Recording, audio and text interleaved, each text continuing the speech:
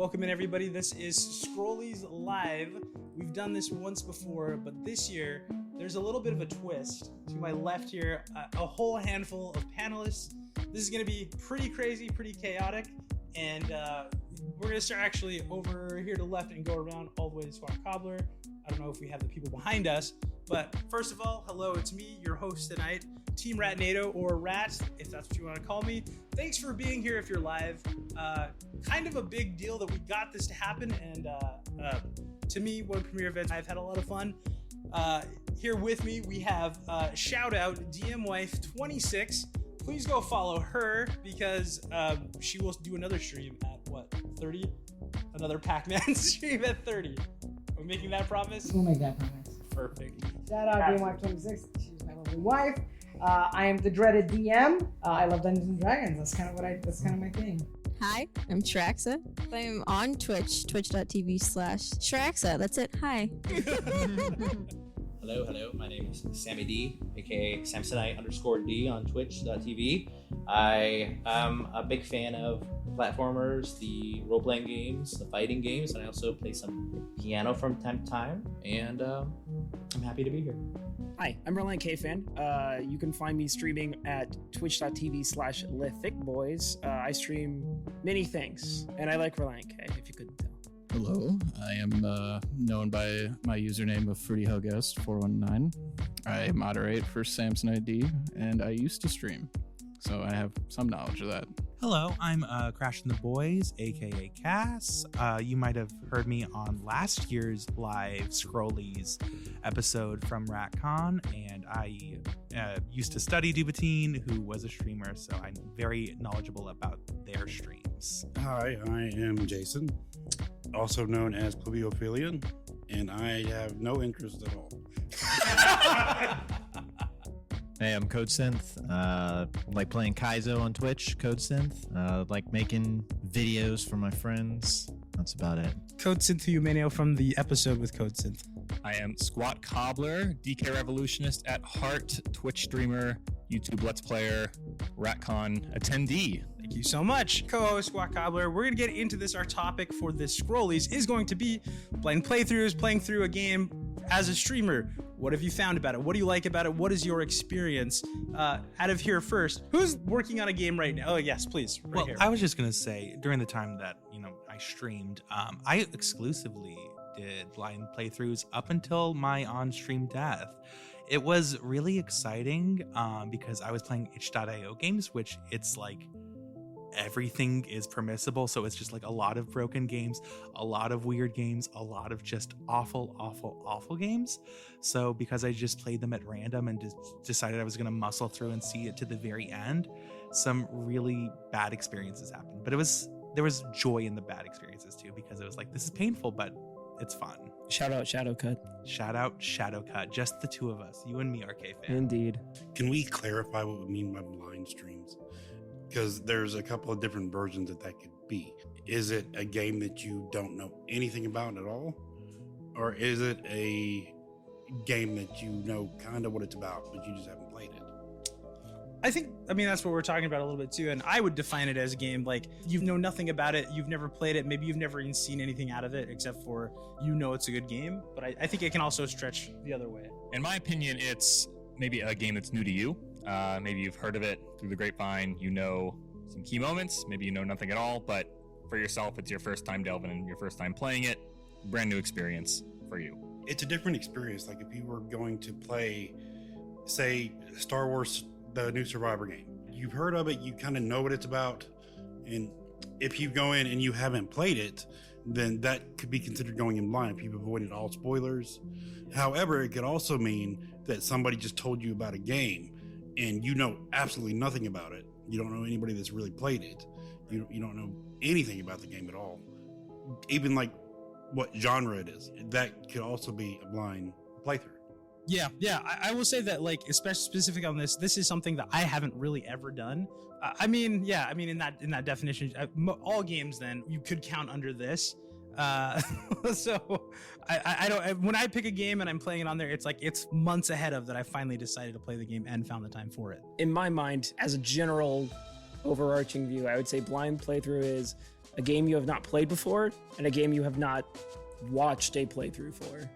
So it's, new, like majority new to you. But trailers are okay. If you've seen trailers, if you've seen a little bit here and there, that's okay. That you've avoided spoilers for on purpose if you haven't been able to play it immediately on launch.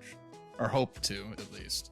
I mean, there's certainly got to be a draw for you to even give it a shot, whether it's the art style, whether it's a studio that you're fond of made it, whether it's just in a franchise that you really like, or something you want to get into that you've been hearing about for years.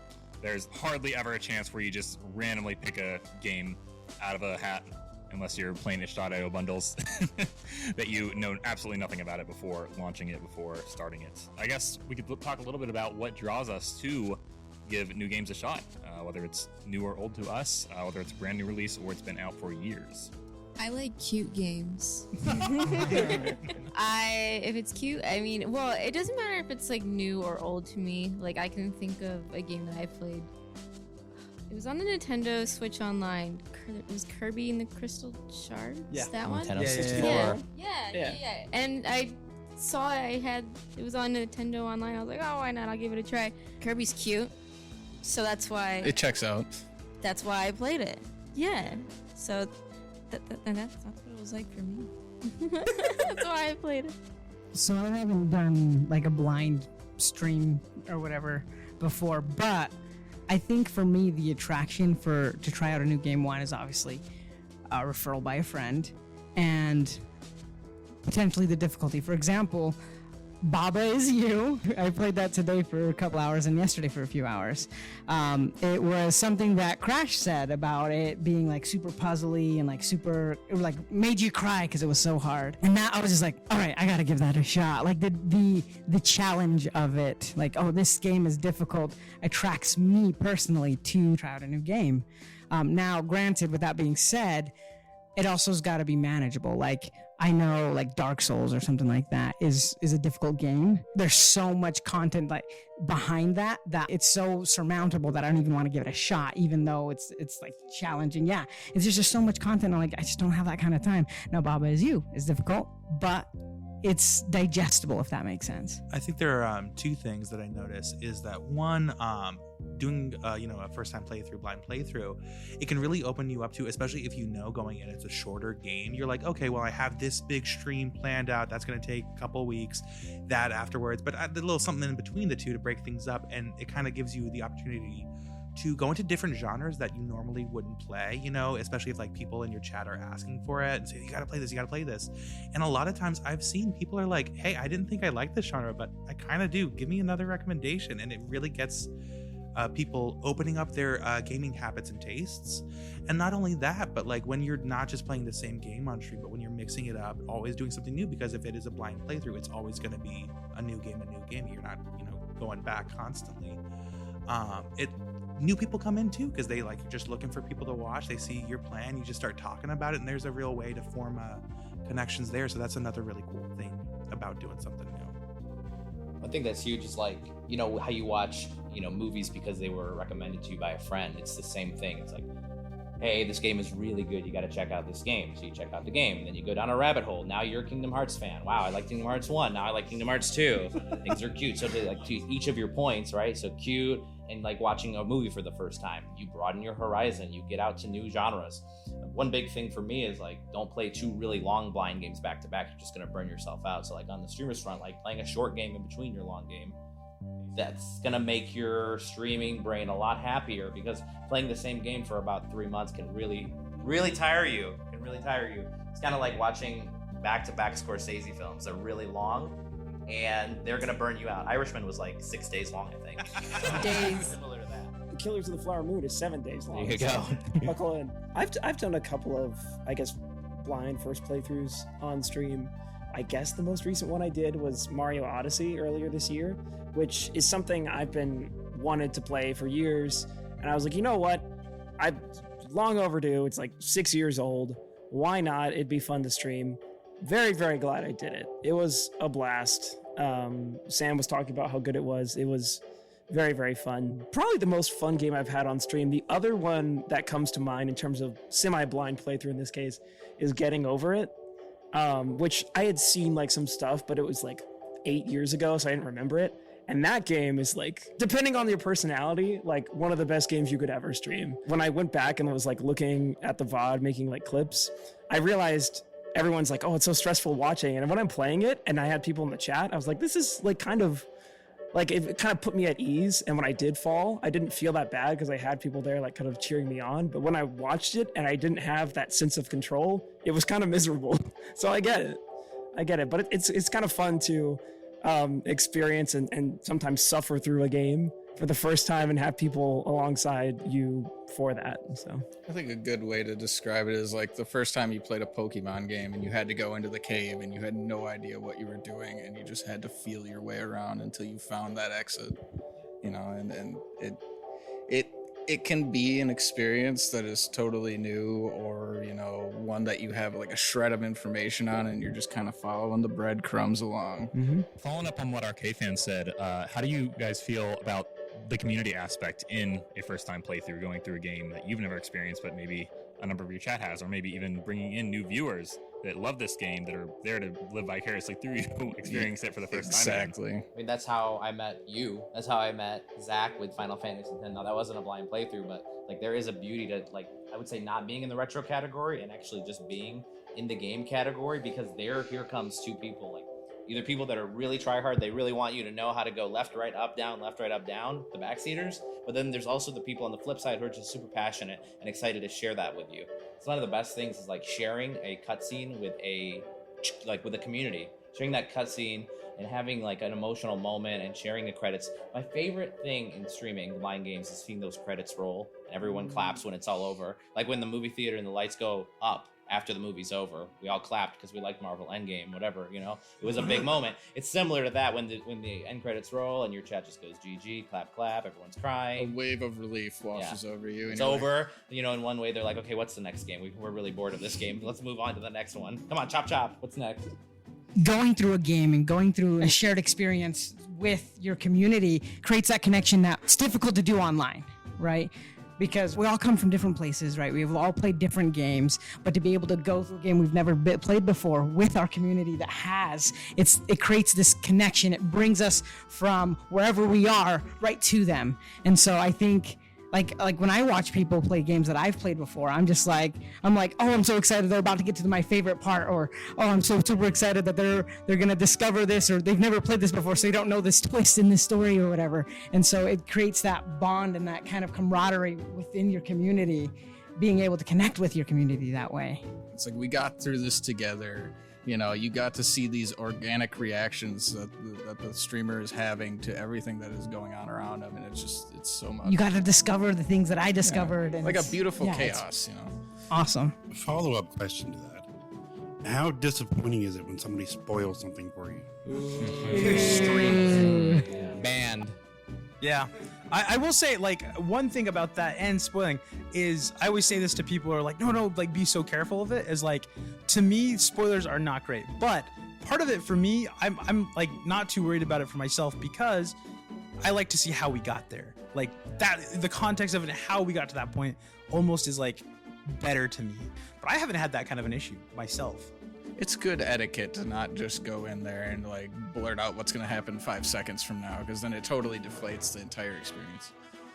I think you definitely have to find a balance. I mean, I especially in the Kaizo community, the ROM hacks that I play, it's pretty standard. I think most people that play it generally have, you know, no backseating tags on, you know, no spoilers type thing, because, you know, when they play those, the idea really is almost like a puzzle game, where the idea is, you know, you just want to figure it out for yourself and kind of learn the solution to the stages and whatnot. And for the most part, people understand that, and it's really nice to be able to get those people that can come in with that enthusiasm for something you're watching, but not want to just give everything away. And, you know, just kind of going back to the question about like what draws you to play certain games, I think in that scenario, it's a really interesting question, because pretty much everything I play these days is a blind playthrough, in the sense that I don't really watch people play games if I'm going to play them. I, you know, don't really even watch trailers generally. So most of the things I choose to play are, either IPs that I know or developers I know, and it is hard to find new things. You kind of have to go off of recommendations or things like that. I had a really funny experience, though, where I had like a completely blind playthrough of a game, and that was the game Control, which I didn't know anything about. I knew it featured a lot of brutalist architecture, the art design, but I knew nothing about the game. But I got the game for free on Epic, and I got it for free on PlayStation, and I think I got it for free on Steam. I was like, they just keep giving me this game for free, like different places, so maybe there's something to it. I'm just gonna play it and see what it's like, and that turned out really well. That actually ended up being something that ticked a ton of boxes of things I enjoy. The themes, the story, just everything about it. I was like, that was probably not the norm for a playthrough like that, but that was a really nice surprise, really enjoyable experience. So, does anyone have a game where they feel like streaming it with that first time reaction enhance the experience over just playing it on your own offline? Absolutely. Oh, definitely. Years ago when I did first time playthrough, blind playthrough, I had very little knowledge of Fallout New Vegas. I let the chat kind of like help me gear, like, choose a name for the character and kind of come up with a persona and a background, So that way, every time you get a new little morsel of lore or like a new quest would come up or an item, it would feel like, everybody's doing it together. This is an experience for the community as much as it is for the streamer. So I remember I played a game, but I wasn't streaming it, although I was playing it in front of my boyfriend, VVVVVV. Yeah, He said, I love this game. It's a great game. I'll watch you play it. And he played it before, and he didn't help me through it. He didn't backseat, but like watching him react to me playing, it was just like, it was so fun, because like if I got like a certain, I don't know, if I got to a new place or if I did something right, he would be like, good job, and I don't know, it was just great. It's kind of nice playing with an audience. Yeah, I know, like for me, like streaming and like what that allows people just coming in and talking, and a lot of times you don't see them, but it really does feel like when I would go over to like my friend's house as a kid, and he would have his PS3 and I didn't have a PS3 then, and he would have tried to be like, hey, you have to try this game, I just played it, it's great, and I would just sit down, and he wouldn't be telling me what to do, he wouldn't do anything, he would just be watching, and just like knowing that they're like there watching and you're experiencing, and you can ask a question, they respond, they say, oh, this part coming up is really good, oh, okay, you look forward to it. And that's something that you see with just like people in chat and watching you too, is just like, no one comes in or is like very mid and mild, you're just hanging out, you're still just playing for yourself, someone pops in, says it's just like a little nugget. It's really sweet sometimes. Yeah, I know. I probably would not have finished getting over it if I didn't stream it. Yes. Like on your own, it's just an endless cycle of, oh, I failed, let me try. Oh, I failed, let me try again. But with chat, it's like just watching people go, no, like every time I fall. Like sometimes when it happened to me, it was like, oh, that one hurt. But normally it was more funny than anything. Like, I think I was just laughing at everyone else's stuff, which is kind of mean in hindsight, but I thought it was fun for everyone, maybe. I don't know. I loved watching you play that. I thought it was very fun. The top half by 2022, and I was streaming New Year's Eve, and then I put a pot on my head, and a pot on my upper end, and a pot on my lower ends. It was very fun. Like, legitimately, I can't think of a better game to stream if you can handle it, but that's a side point, kind of. I think for myself, a game that I thought was really enhanced by playing it along with chat, long time ago now, almost 3 years, Firewatch. Going through that for the first time, RK-Fan's laughing because he was suffering. No, you gotta tell him what you tried to do. Me and Doobie Teen, rest in peace. We're trying to gimmick our way through it by each holding one Joy-Con. One of us would move, one of us would control the camera, and then whatever actions in that game would just be all cooperative. This being one of RelientKFan's favorite games. It's my second favorite game. He was traumatized that we would even consider such an option to play through it. But Joy-Con drift saved the day. We were not able to get past the tutorial, so I ended up just soloing it. And honestly, just going through that game, it's a mystery for most of it. I won't give it away, but I was just going along with chat. Hey, what do you think this means? Whoa, is there like another layer to this? Like, what do you guys think? And ultimately, I ended up being a little disappointed by the ending of it. But just that journey to get there, I feel like was heightened by the fact that I was going through it with other people, that we were all experiencing those emotions together, that we were all just like, wait, what? When something crazy happened. Yeah, I think for me, 100%. I think the game that did that, I wasn't blind necessarily. Like, you know, knew I was gonna play. I knew I was getting into was Stranger Paradise, where it was so difficult and like I was not great at first. I was really bad at it, but the fact that everyone was there and like that I said I'm gonna finish this. Normally, if, like a lot of games, I'll just be like, I'm not really enjoying this. I'm not gonna keep playing it. But that one specifically, there were people there, and it kind of was like a thing of just like, it was funny when people were just like, yeah, you got this, and you're like, no, I don't got this, but thank you for the enthusiasm. I'm gonna keep going, and in that sense, yeah, it was really good. I think a lot of what really brings people together is when you can see somebody is so immersed in what they're playing that they have shut out reality around them and they are just driven, like laser focused on the objectives that they're trying to complete. And that's the thing I like the most about blind playthroughs. It's like they just become one with the game. In heart, like we're all entertainers, right? We like to entertain. We like to create those connections, kind of going back to Samsonite's point. Like we're all there to create connection, to create emotion, to create this event where we're all feeling this excitement or this frustration or this comedy together. And then that's where we kind of find this common ground, no matter where we're at, no matter where in our life we're at, how old we are, it doesn't matter. We all are able to experience that joy, that frustration, that the ups and downs together as a community, right? It's kind of where we all come from. Here's something I've really enjoyed as like blind playthroughs as just both a player and, you know, viewer of streams is I really enjoy this brand of like decision-based games, you know, Detroit Become Human, Until Dawn, Dark Pictures anthologies. I really enjoy those for, you know, I could play those by myself and, you know, they'd probably be fun or whatever. So you play it and you get things, whatever. But those have been really fun, like I said, on both sides of the screen to be a part of, because even if you've played it, even if you've seen people play it and you know what the outcomes are, you know where it can go, you don't necessarily know where it is going to go. So it's great to, you know, watch someone play it and know what the options could be, but, you know, see what they end up with and how they react to it. And again, I don't think that would necessarily be as enjoyable by yourself, but I think those games are really, you know, really nice for streaming. Also, those have the added element of chat choosing the direction you go in as well, which is a whole other level of immersion with chat. And this is a little bit of conformity between what would happen if you played it alone versus what would happen if many other people play it with you. Like those Walking Dead games give you ample amount of time. If the chat has 5, 6, 7 people in it, somebody's going to speak up. They're going to go choose option B, choose option C. And you can see where it takes you guys together. You can learn a lot about the decision making process that somebody's going through mentally, just watching what they're doing and how that channels into the actual playthrough. Yeah, you can learn a lot about a person that way. Yeah.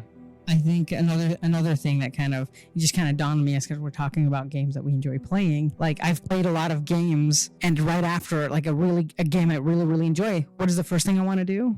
I want to share it with somebody. I want to go, hey, you need to play this game, or we need to play this game together. Let's jump online, let's play it. And being able to stream it all at the same time, you kind of get that kind of nice package all in one. I think and this wouldn't be Scrollies unless I brought up Final Fantasy 14. There it is. The critically acclaimed Final Fantasy 14.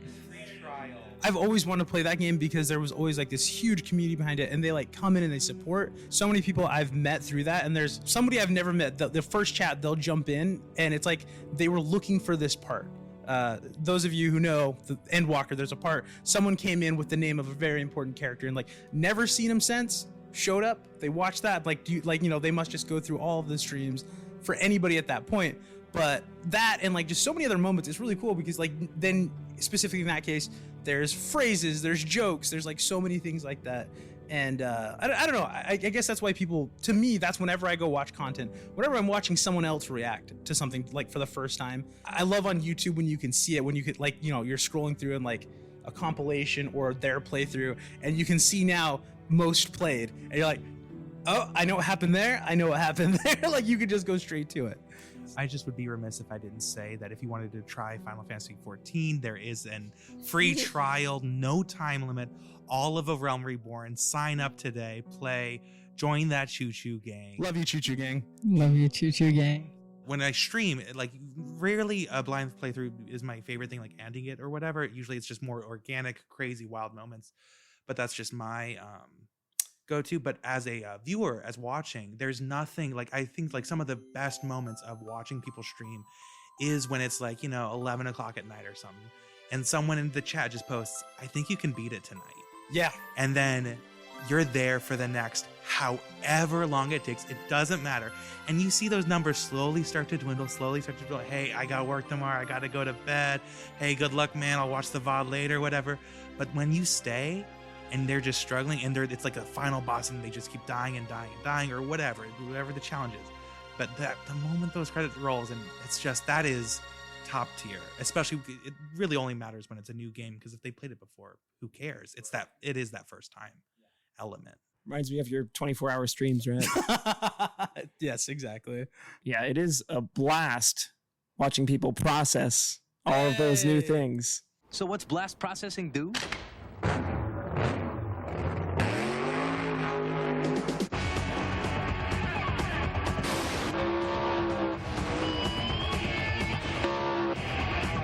And what if you don't have blast processing?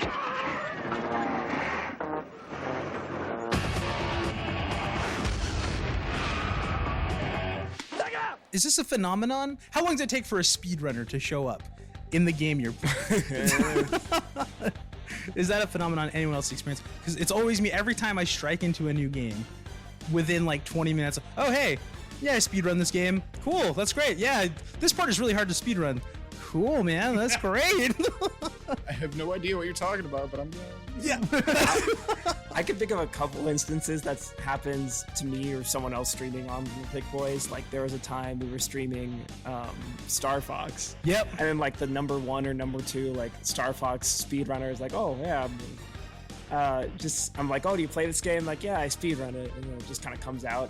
Like in my experience, it's like the older and or the more obscure the game is, the more like, because if it's like a giant game, you'll get lost in the sea of it. Right. I remember when I played Mario Odyssey, I was in like kind of the last world, and someone's like, oh, did you know you can skip this giant part when you're speedrunning? I'm like, cool. I don't know why you're telling me this is my first playthrough, because I want to play it, but good to know, I guess. Yeah. Unwarranted advice, but their heart's in the right place. They're excited. Their heart's in the right place, and they try to tell you how to do something. It's like I'm trying to be helpful. It's really easy. You just got to go down, up, left, right, and then time it like that. Yeah, and hit this one frame specifically. No, you're doing it wrong. Do it like this again. Donkey Kong 2, people. I think it definitely happens a lot with like games that are notable for being more difficult as well. I think it's impossible to play Hollow Knight without somebody immediately showing up and telling you speedrun strats, or Celeste probably for that matter. I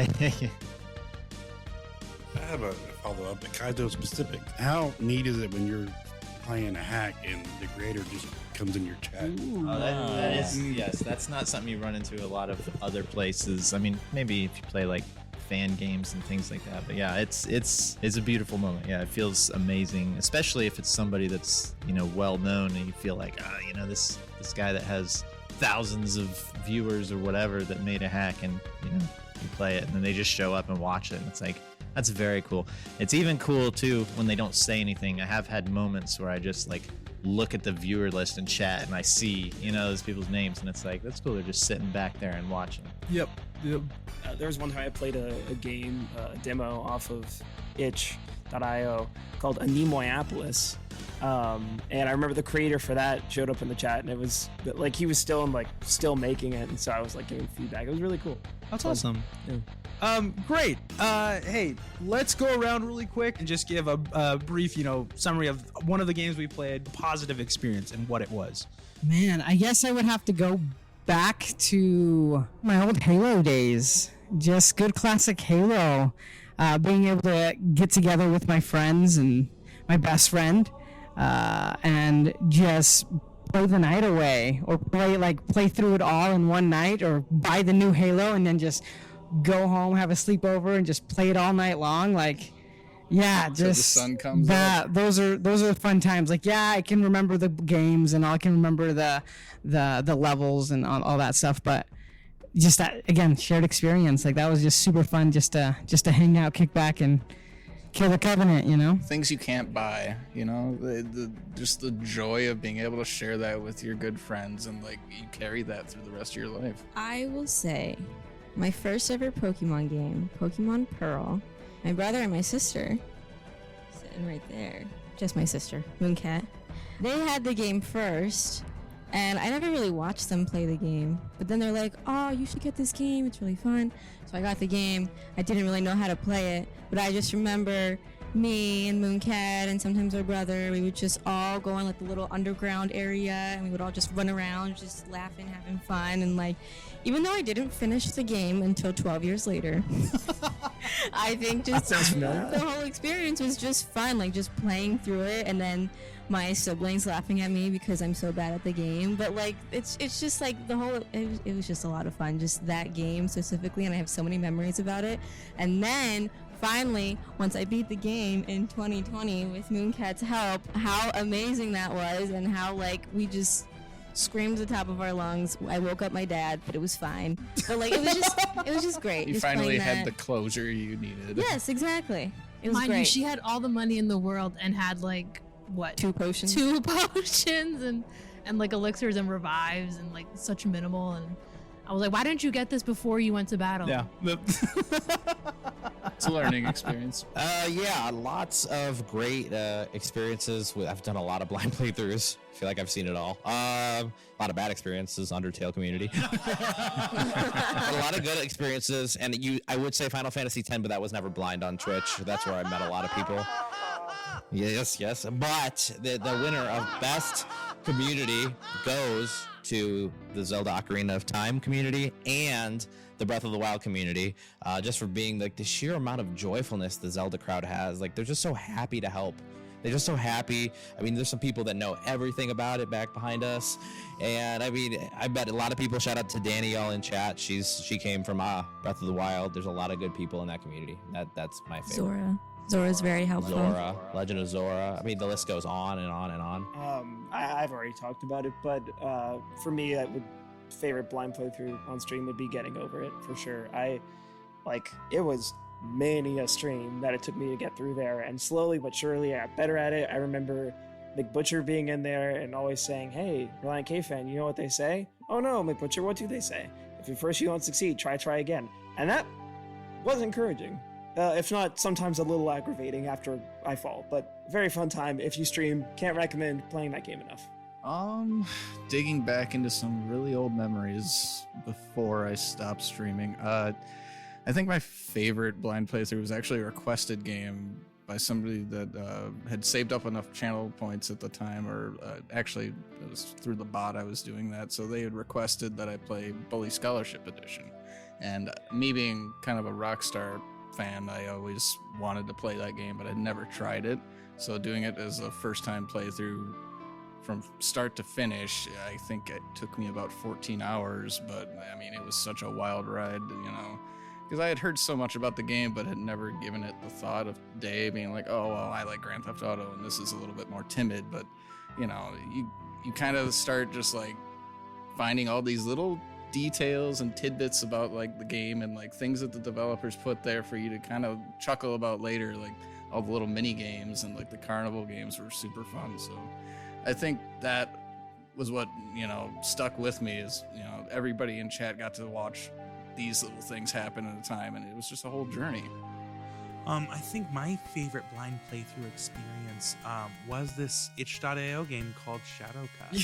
And I'm not kidding. It was a broken application meant to be played on your phone. I was playing it on PC, just struggling through it, learning even how to play it. But it was just one of those things where it was just like, okay, grit my teeth, gonna see it through to the end, and just, you know, for like hour and hour and hour, just going and going and going. But like, just that thing of like, no, I beat it, dumb, hated it, bad, but just like sitting there with it, it was really unique.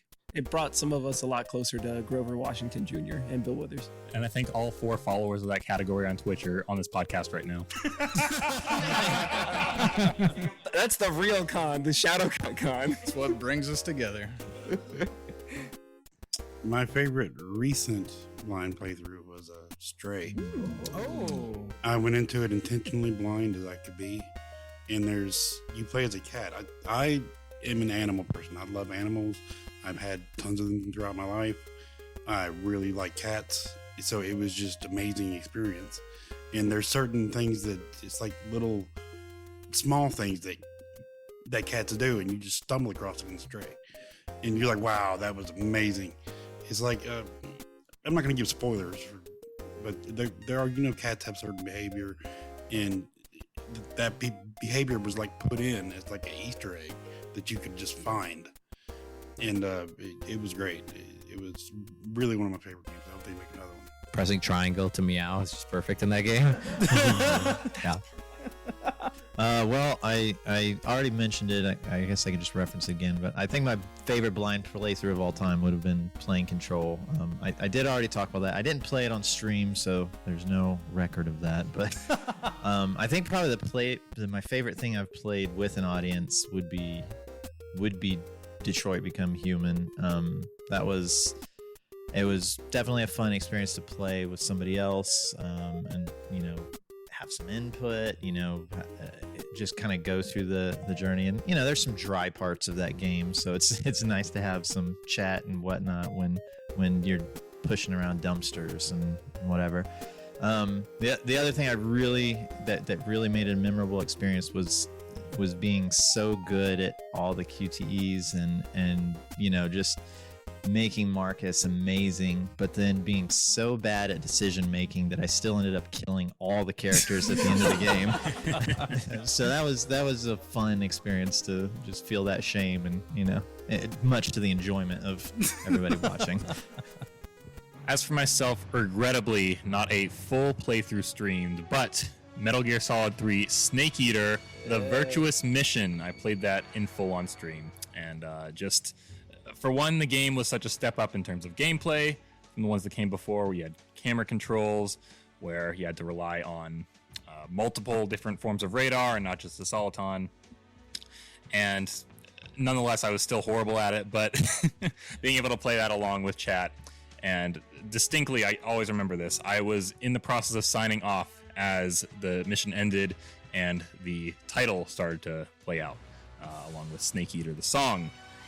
And I was about to hit my sign-off screen, and I said, wait, the song's pretty dope. I'm going to listen to it. And it's a great 3-minute segment where I was just dancing along to it. And the first time ever hearing Snake Eater, I was on cloud nine. Yeah. You got him. It's the best James Bond song that's not a James Bond song. Mm-hmm. Right?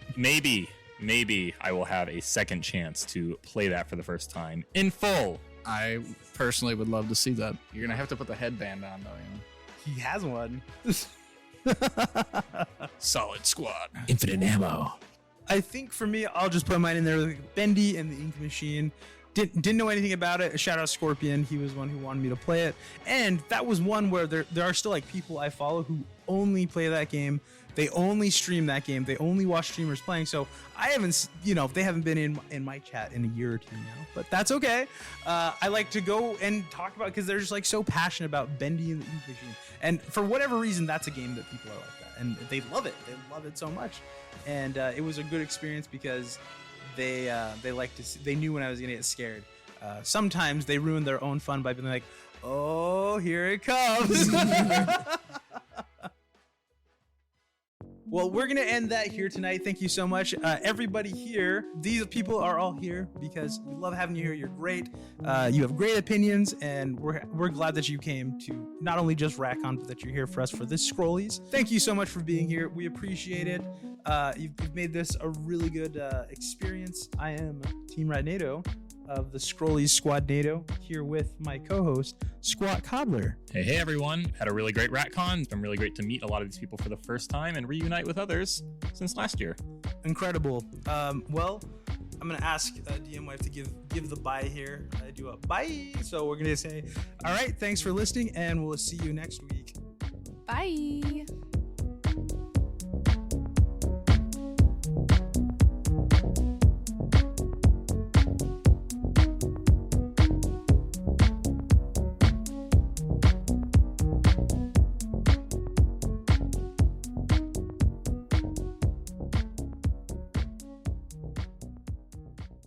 let's go around really quick and what? Express. We're going around really quick too, and maybe just give. I don't know. I lost my train of thought after I'm so sorry. We're gonna go. This is a blind We could talk podcast. about what we've been playing and go on for 20 minutes. Yeah, let's go around and just like talk about maybe it's not coming back. Well, this will be in the edit. We got our outtake.